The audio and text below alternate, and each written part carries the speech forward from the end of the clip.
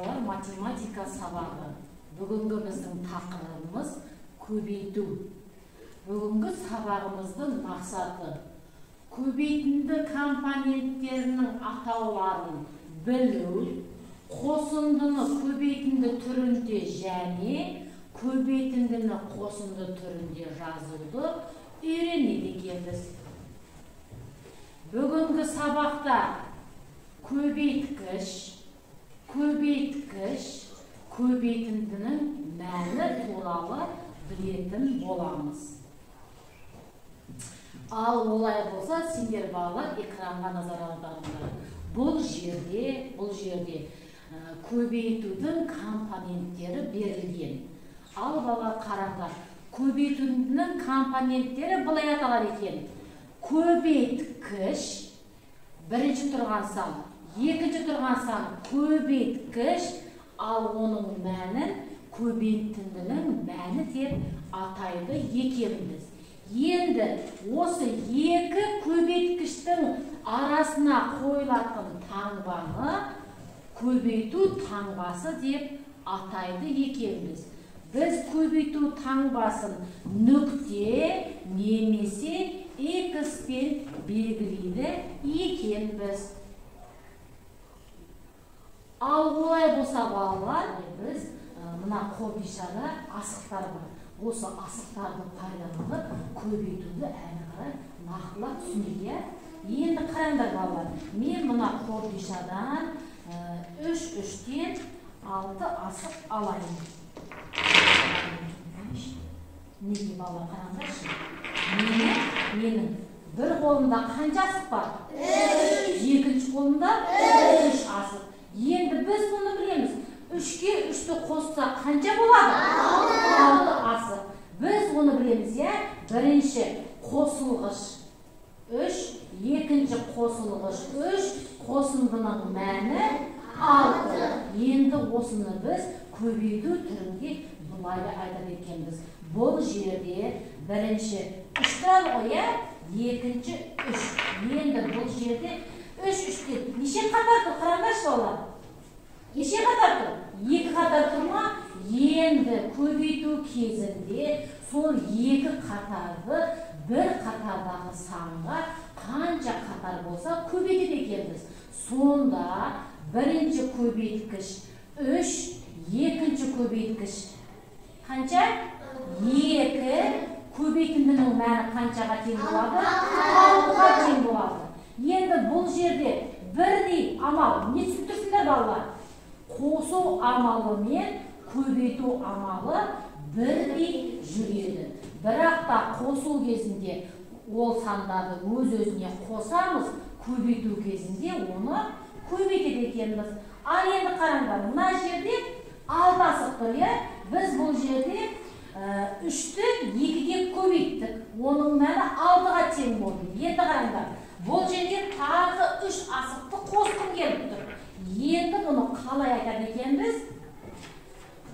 Бірінші көбейткіш 3, екінші көбейткіш 3, көбейтінің мәні қаншаға тең?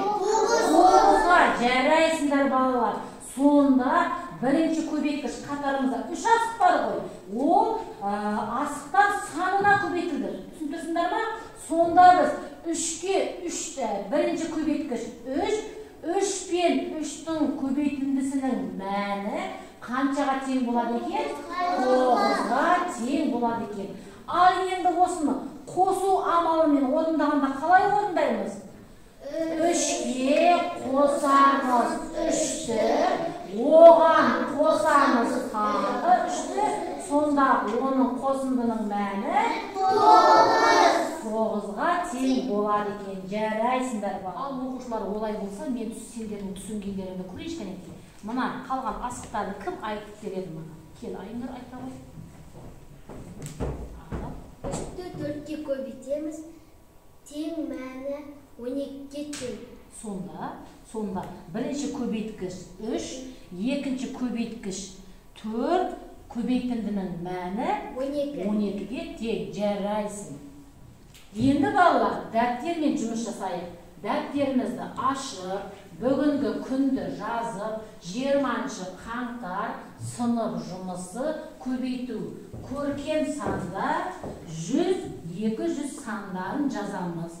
Әр торгөзге жеке-жеке жазып, көркем әдемі жазамыз.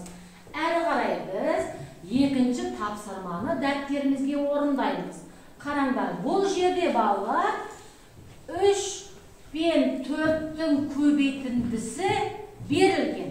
Қараңдар, енді бұны біз қосылғыш түрінде жазуымыз керек.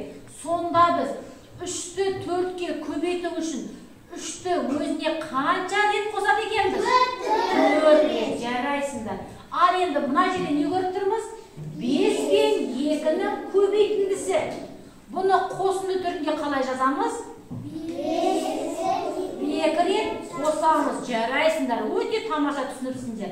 Ал енді 8 пен 5-тің көбейтіндісін қосынды түрінде қалай жазады екенбіз? 5 рет қосады екенбіз. Өте тамаша. Ал енді 2 мен 9-дың көбейтіндісін қосынды түрінде қалай жазады екенбіз? 2 тамаша. Енді осы түсінгендеріңдей әдемі көркем дәптерімізге тапсырманы орындаймыз. Балалар, әдемі көркем жазамыз, түзу отырамыз, парталар. Дәптерді қиғаш қоямыз.